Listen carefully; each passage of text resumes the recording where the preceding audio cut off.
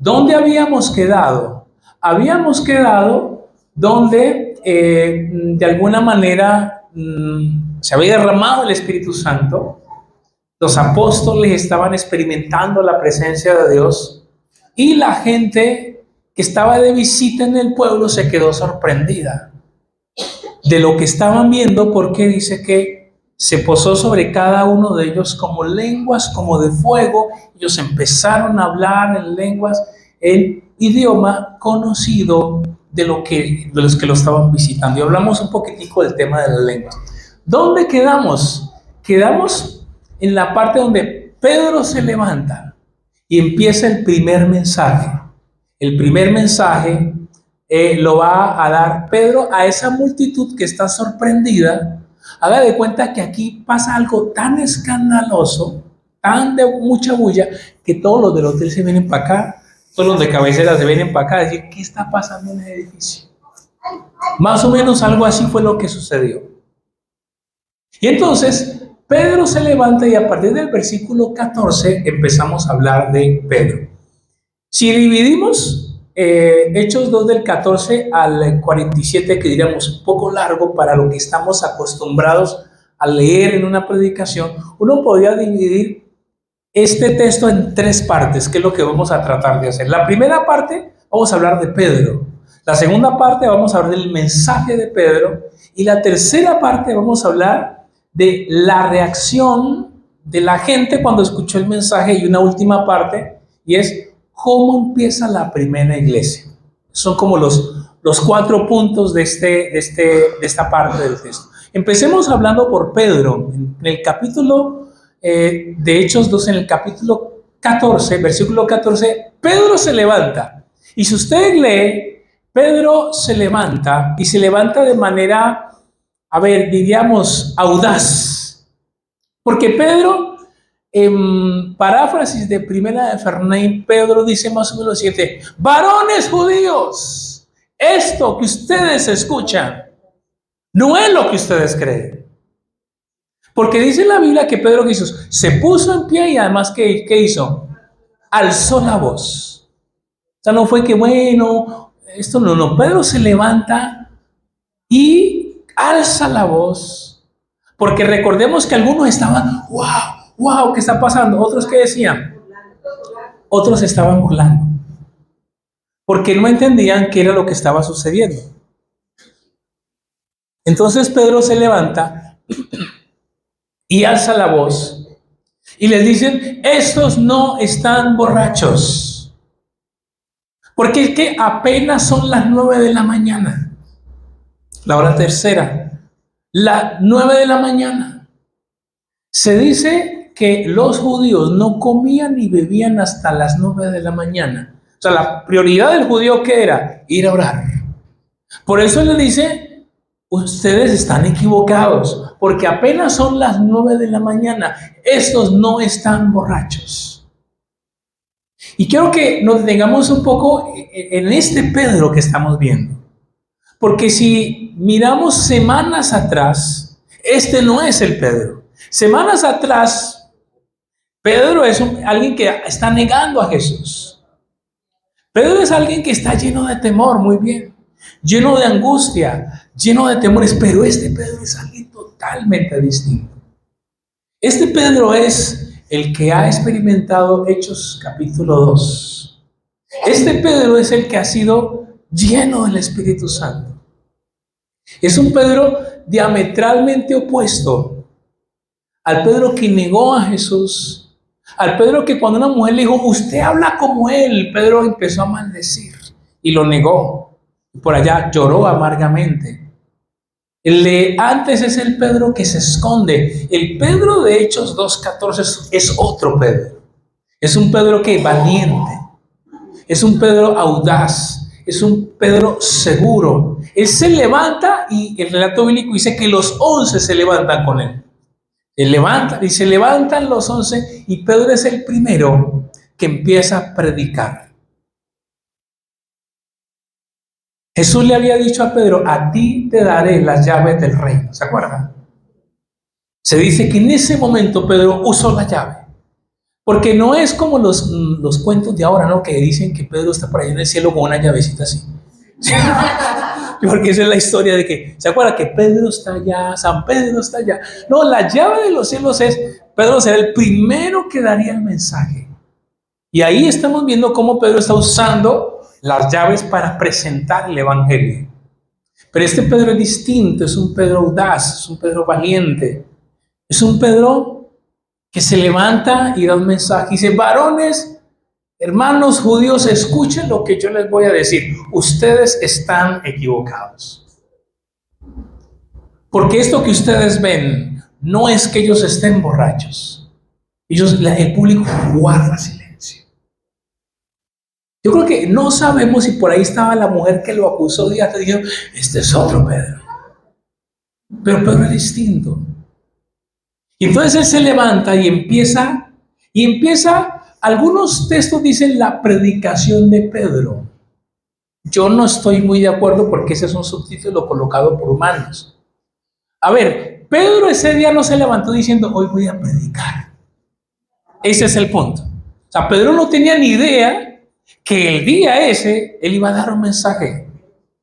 Fue algo espontáneo que salió. Lo que pasa es que los autores dicen la predicación de Pedro, el sermón de Pedro. Pero Pedro no se levantó diciendo, hoy voy a dar el tema.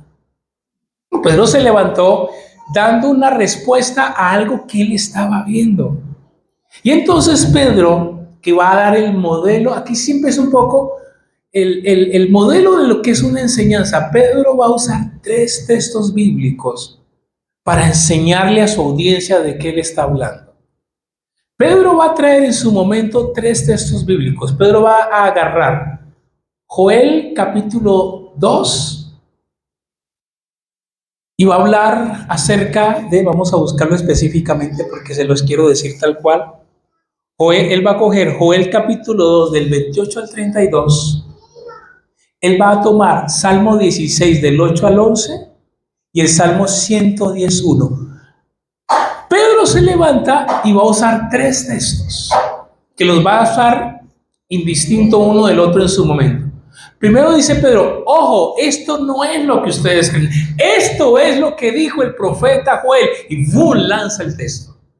En los postreros tiempos soñarán visiones, derramaré de mi espíritu. Él suelta el texto que está, si usted va a Joel capítulo 2, del 28 al 32, Pedro está hablando de ese texto, sino que se los trae. Dice, esto que ustedes están viendo es lo que dijo el profeta Joel, que se derramaría el Espíritu Santo en los postreros tiempos. Y esto que ustedes ven no es que estén borrachos. Esto, señoras y señores, es el cumplimiento de la profecía. Y a mí lo que me llama la atención es que es increíble. O sea, Pedro no dice, bueno, Juan, ayúdame ahí con la Biblia. No, Pedro suelta el pasaje, me llama la atención, de memoria. Increíble. Pedro suelta el texto de memoria. Eso es lo que dijo el profeta Joel y empieza y lo dice de memoria. Se lo dice a ellos. Y claro, el pueblo judío entonces saben de qué les está hablando, de la profecía. Y Pedro les empieza a hablar entonces. Le dicen, escuchen lo que yo les quiero decir. Y lo que Pedro les está diciendo es, esto que ustedes ven ya fue dicho hace muchos años. Señoras y señores, esto es, ¿qué los sorprende a ustedes? Es el mensaje de Pedro. Si esto ya lo dijo ¿quién? El profeta Joel. Y luego dice, escuchen mis palabras, pero lo dice de manera vehemente. Y entonces, luego empieza a hablar de Jesús. Aquí vamos, ese es el modelo de predicación normalmente. No que Pedro lo está haciendo de manera espontánea, pero en toda predicación debe haber debe haber palabra de Dios. En toda predicación debe ser presentado Jesús. Él presenta a Jesús, dice, ustedes conocieron a Jesús, varón que estuvo entre ustedes, que hizo ¿qué? Milagros, señales y prodigios. Pero Pedro luego va a decir algo muy importante y es, aunque él fue entregado de acuerdo al plan determinado, establecido por Dios, ustedes lo crucificaron. Es una cosa tremenda. Ustedes lo crucificaron. Pedro tiene a la audiencia atrapada. Le dice, ustedes conocieron que él hizo esto, esto y esto. Pero él fue entregado de acuerdo al plan determinado por Dios. O sea, Pedro está diciendo, al final lo que pasó estaba ¿qué? En el plan de Dios. Esto estaba en el plan de Dios. Y él fue entregado conforme al plan establecido por Dios. Y entonces, luego él dice, ustedes lo mataron clavándolo en la cruz. Increíble. Porque, insisto, aquí vemos un Pedro para nada inseguro. Totalmente valiente, acusando ¿a quién? A el pueblo. Dice, ustedes lo mataron. Pedro no está preocupado por agradar a nadie. Pedro está preocupado por agradar ¿a quién? A Dios. Entonces Pedro dice, pero aunque ustedes lo mataron, Dios lo resucitó. Y entonces suelta el otro texto. El otro texto es el Salmo 116, del 8 al 11, que dice, porque David dijo, no, la paráfrasis es, no dejarás, no permitirás que mi cuerpo se pudra. No vas a permitir. Por allá en el Salmo 116, el 16, perdón, David había profetizado acerca de su muerte. Decía, mi cuerpo no se va a pudrir. Y Pedro toma ese texto y dice, ¿ustedes se acuerdan que David dijo que su cuerpo no se iba a pudrir? Pero señoras y señores, su tumba está aquí. Entonces le dice, del que él está hablando, señoras y señores, no es de él. Del que él está hablando es de Cristo. Que su cuerpo no se pudrió. Y que él ha resucitado. Y entonces me llama la atención cómo, insisto, Pedro va entretejiendo la Biblia y la profecía y la enseñanza. Y entonces le dice, el Salmo 16 no habla de David. El Salmo 16 habla de ¿quién? Habla de Cristo. Y saben una cosa, ese Jesús ha resucitado, porque David, mirando al futuro, estaba hablando de ¿quién? De la resurrección. Y dice Pedro, y saben una cosa, es que nosotros somos testigos de que él resucitó. Ese era lo tremendo del evangelio. Es que Pedro dice, es que ¿sabe cuál es el problema? Que a nosotros no nos echan cuento, es que nosotros somos testigos. Claro, Pedro lo había visto en Juan 21 cuando él estaba de nuevo volviendo a pescar y Jesús le dijo, ¿me amas? Pedro lo había visto en Hechos 1, ¿se acuerda? Cuando le preguntan, ¿y cuándo vas a volver? Y lo ven que él parte. Pedro lo había visto cuando estaban encerrados y Jesús entra. Entonces Pedro dice, es que él ha resucitado. Y saber una cosa, es que nosotros somos los testigos. Es que nosotros lo vimos. Alguien dice en la teología que es tan fuerte el argumento que o los apóstoles estaban locos o era cierto. Porque para hacerse matar por una locura, y más en aquel tiempo, o estaban locos o era verdad lo que él estaba predicando. Entonces Pedro dice, nosotros somos testigos.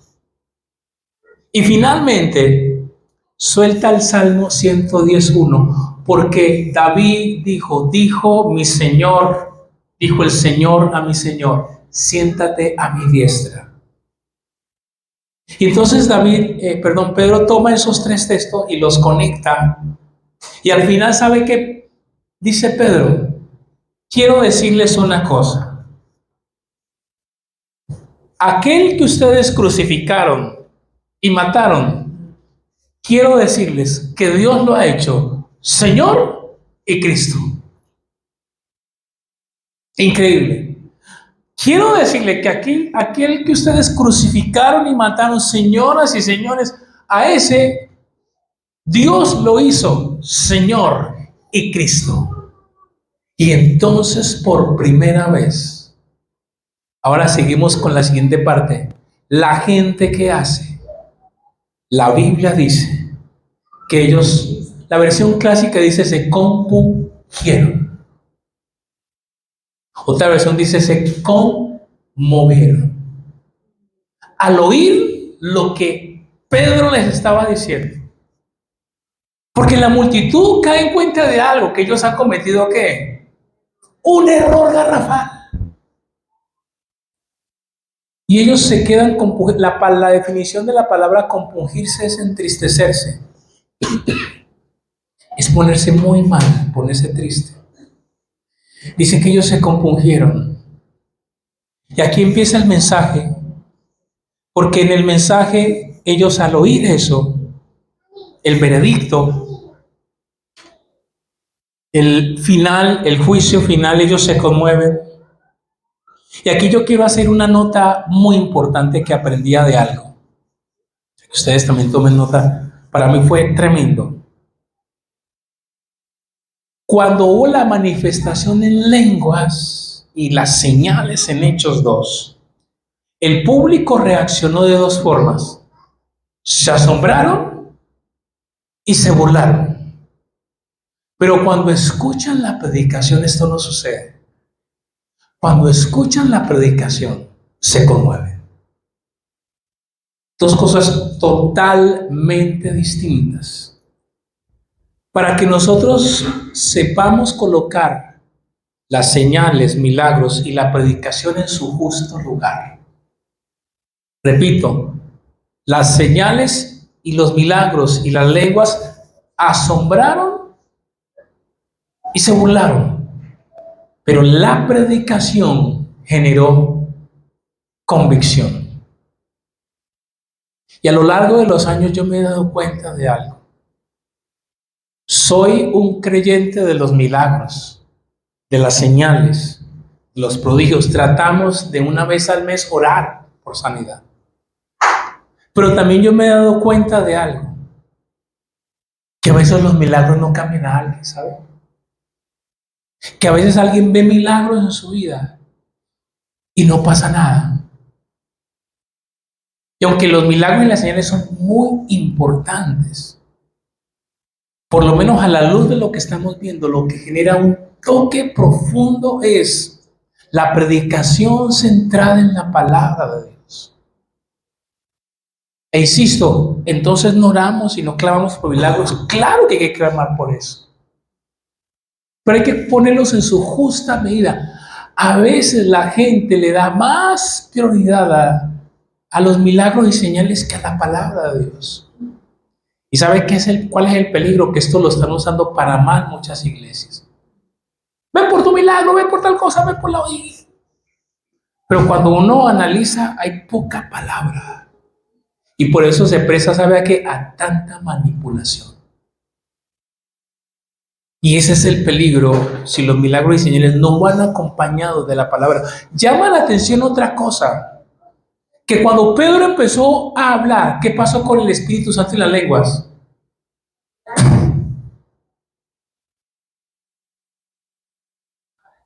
Inmediatamente el orden de Dios.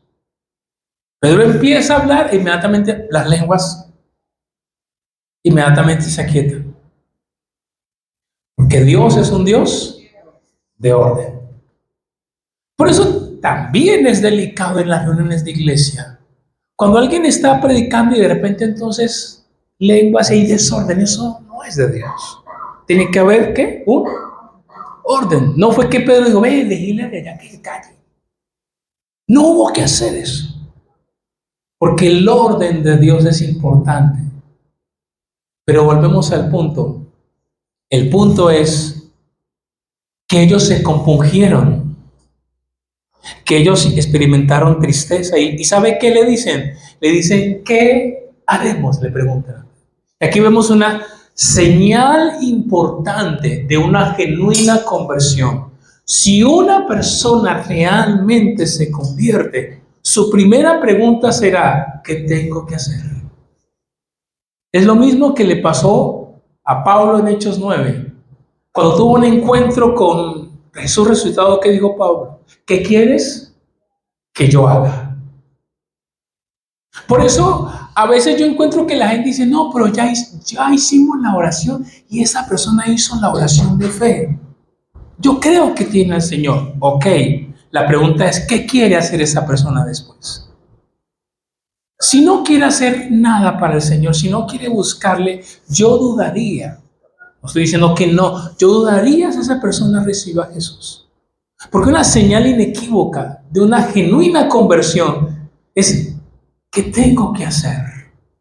Y dicen, ¿qué quieren? ¿Qué haremos? Y entonces Pedro dice algo importantísimo que hoy a veces suena fuerte. Suena fuerte cuando el predicador lo dice y suena fuerte cuando la gente lo escucha. ¿Qué dijo Pedro? Arrepiéntanse. La salvación es gratis, sí, pero tienes que tomar una decisión. Tienen que arrepentirse. Mire, esto hoy escasea en la iglesia a nivel global. Y por eso una estadística dice que hoy en muchas iglesias hay falsos convertidos. Hay falsa conversión, porque la gente no ha sido llevada a una genuina conversión. Llegó y le gustó el sitio porque era agradable. Le gustó el sitio porque era chévere, le gustó el sitio porque la música era maravillosa, le gustó el sitio porque era extraordinario y todo eso es bueno. Pero no hubo un cambio, un clic genuino en su corazón. No hubo, porque ¿qué es el arrepentimiento? Es, yo voy por aquí, yo cambio de dirección. No hubo un cambio de dirección. Y sabe, mire, una señal inequívoca tiene que ver con lo que está pasando en la sociedad. Si realmente como iglesia estuviéramos haciendo impacto, digo yo, todas las iglesias, esto impactaría a la ciudad. A nivel global o a nivel Colombia, por lo menos. Porque hay iglesias pequeñas y iglesias muy grandes. Pero si no hay un impacto, habría que reconsiderar eso. Dicen, ¿qué haremos? Él le dice, arrepiéntanse. ¿Y el arrepentimiento qué es? Es sencillamente volver a Dios. No es que, ay, entonces ahora, ¿qué tengo que hacer? No, empiece por volverse a Dios. Todo empieza por ahí. Un cambio de dirección. Es interesante y quiero mencionar otra cosa. Pedro les está hablando a oyentes que tienen experiencia con Dios, que manejaban la Biblia de la época, que tenían trayectoria espiritual o religiosa, pero que estaban totalmente equivocados. Ellos conocían, ellos sabían, conocían la profecía, pero iban en una dirección diametralmente opuesta. Y por eso Pedro le dice, ¿qué hay que hacer? Arrepiéntanse, den un giro. Y entonces ellos escuchan la invitación de Pedro, luego le dice otra palabra clave, dice, bautícense. Que si bien es cierto, no es un prerequisito para la salvación, si es una evidencia de un compromiso delante de otros, bautícense. Y luego dice algo maravilloso, porque esto es para ustedes, para sus hijos, para los que están lejos, para todos los que el Señor llame. Esto es para ustedes, para sus hijos, para los que están lejos. Ahí nos estaba incluyendo a quién. A nosotros estábamos lejos, lejos. Pero ahí nos incluyó para ustedes, para sus hijos, para los que están lejos, para todos los que el Señor llame. Y entonces dice la Biblia, por eso el título del episodio de hoy. Cada episodio tiene un título especial. Entonces dice la Biblia que ese día las personas oyeron, se bautizaron y se agregaron. ¿Cuántos? El sueño de toda iglesia. 3,000. Se agregaron. Y dice la Biblia que ellos empiezan a perseverar en 4 cosas. Perseveraban, 1, en la enseñanza de los apóstoles. 2, en la comunión. 3, en el partimiento del pan, que era celebraban la Santa Cena o compartir los alimentos. Y 4, en la oración. La primera iglesia arrancó con ese era el modelo de la primera iglesia. La enseñanza de los apóstoles, la comunión, el compartir el pan y en las oraciones. Así empezó la primera iglesia, y de alguna manera la característica. ¿Quiere usted saber qué es una iglesia saludable? Ahí está una señal. Y entonces dice la Biblia, vamos finalizando, que esto causó un impacto en el entorno. Dice que los miraban como con respeto, con temor reverente, dice la Biblia. Y había milagros y señales, y dice la Biblia que estaban juntos, que comían, que compartían. Dice la Biblia, aquí también hay que abrir un paréntesis importante, dice que tenían cosas y las vendían para ayudarse entre ellos. Aquí hay que hacer un alto porque es un momento histórico puntual. ¿Qué pasó? Entonces volvemos a lo mismo. Janet se convertía al cristianismo, y si su familia no se había convertido, Janet era rechazada en la casa. Probablemente le tocaba irse a vivir a otro sitio. Y entonces entre la iglesia les tocó ¿qué? Empezar a crear espacios de ayuda. Porque hay algunos por ahí campeones que han tomado ese texto para justificar el comunismo. Mire que la igualdad y hay que vender todo. No, eso no es eso, porque primero fue voluntario. El comunismo es, dame lo tuyo. Totalmente distinto. Eso fue voluntario. Los apóstoles no obligaron a nadie. Por eso no aplico ese texto, porque la Biblia se presta para mucha manipulación. Han tomado este texto para decir que Dios habla del comunismo. Eso es mentira. Eso fue algo voluntario, que quisieron empezar para ayudarse. Mira, Janet se quedó sin casa, sin familia. Vamos a ver qué hacemos. Entonces había muchísima unidad entre ellos, mucho apoyo. A mí me llama la atención que dice que se reunían cada cuánto, según el texto. Cada día. Cada día estaban en ¿dónde? En el templo y en las casas. ¿Y cómo hacían con el tiempo? No me pregunten, simplemente es un ejemplo. Cada día en el templo y por las casas. Una iglesia de 2 salas, templo y casas. Templo y casas. Templo juntos, casas en grupo, templo juntos. 3,000 personas no tenían sitio donde bautizarse. Por eso se cree que los lugares de bautizos eran donde.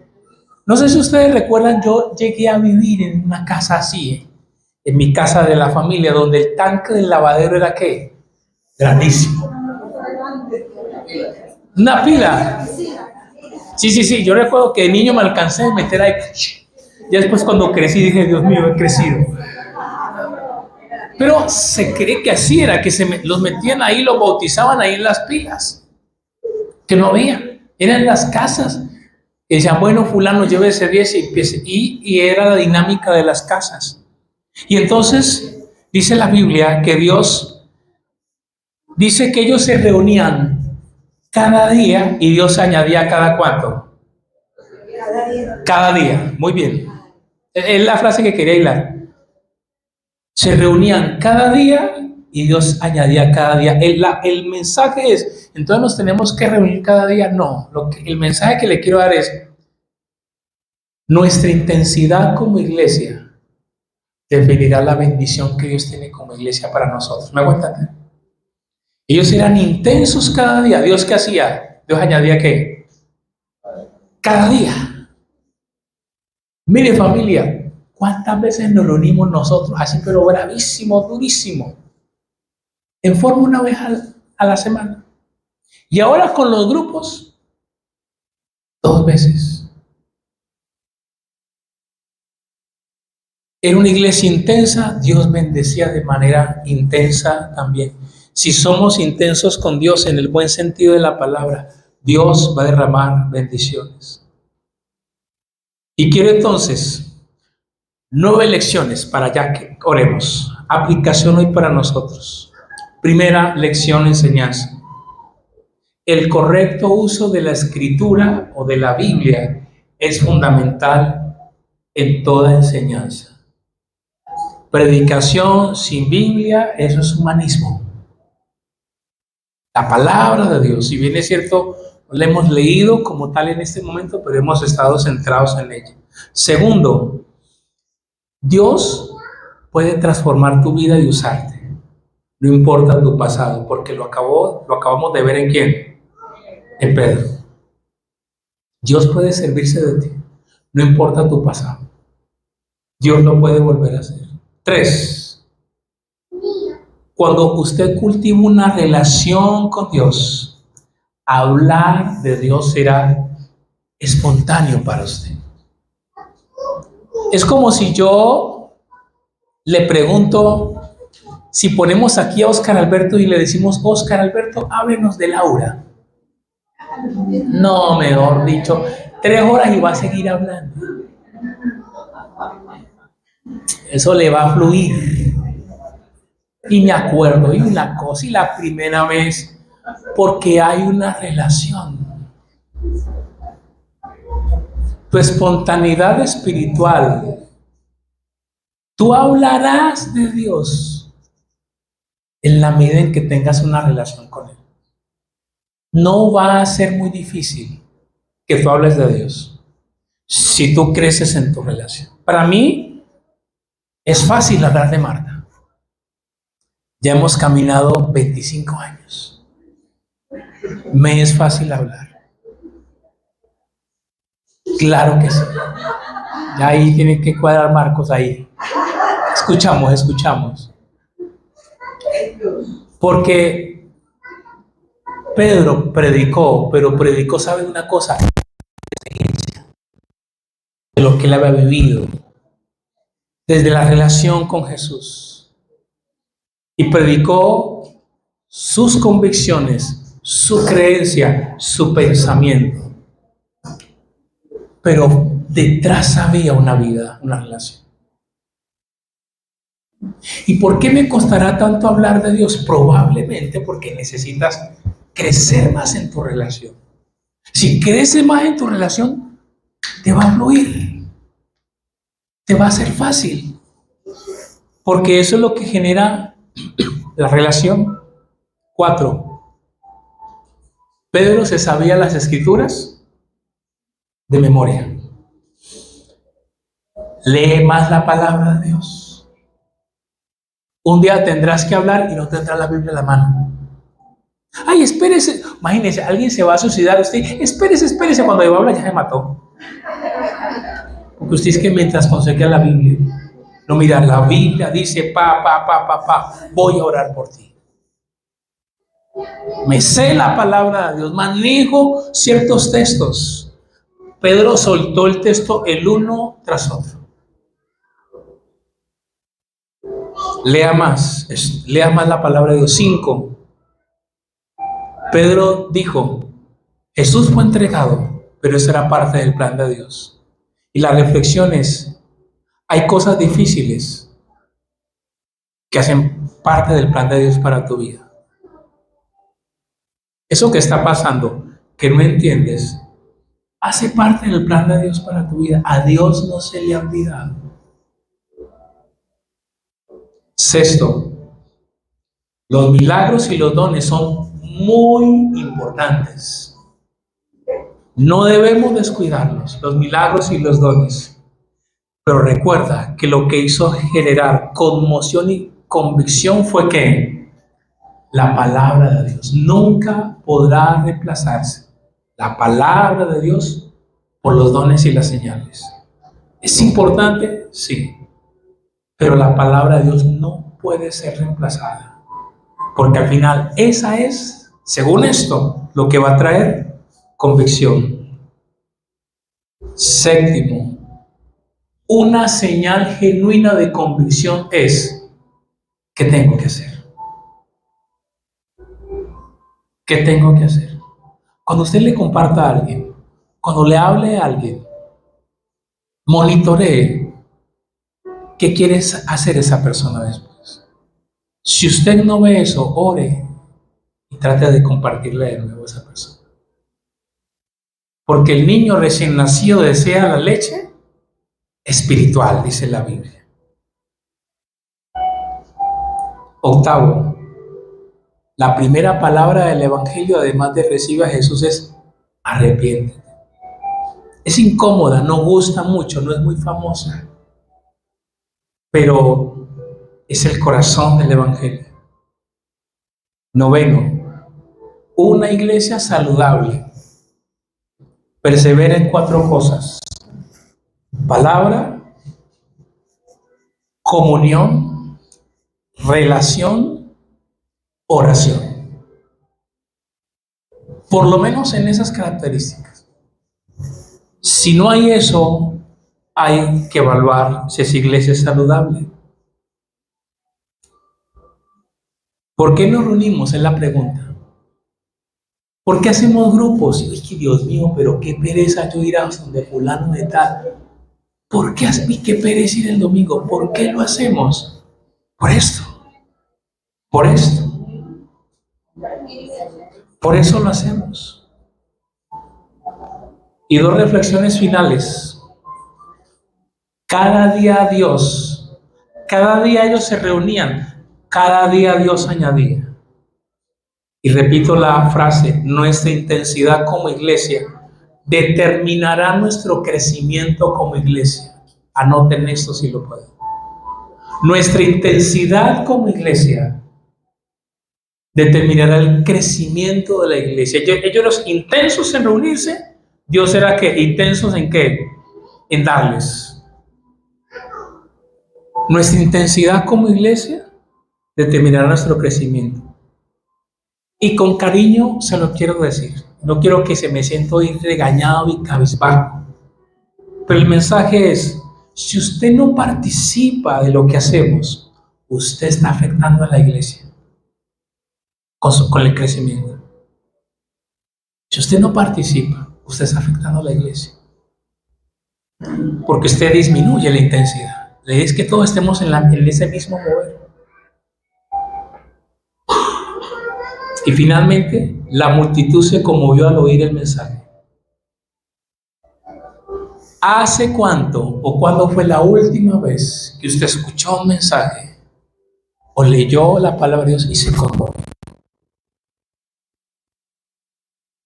¿Experimentado? Entonces tiene que, ay, Señor, ayúdame. O hace algún tiempo, pero hace rato que no lo experimento. Yo hay un predicador, porque también eventualmente eso no es pecado, a uno debe de ser fiel a un lugar, pero es sano mirar. Aquí en Arca no le vamos a prohibir que usted no mire. Y a lo largo de los años, eventualmente a veces yo miro un predicador, un señor ya viejito, él ya murió. Ahí me pasa algo. Cada que yo escucho las predicaciones de esa señora, algo sucede, es como si hubiese una unción impregnada. Con otros predicadores que pueden ser muy famosos y muy buenos no me pasa eso. Pero con ese viejito me pasa eso. A mí me ha pasado en momentos de la Biblia. Mire, ¿sabe cuándo yo me doy cuenta que el mensaje va a estar bueno?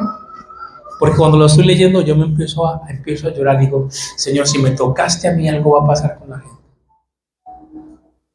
Pidámosle a Dios si hemos perdido eso o nunca lo hemos sentido. Y dile, Señor, quiero volverme a conmover de tu palabra.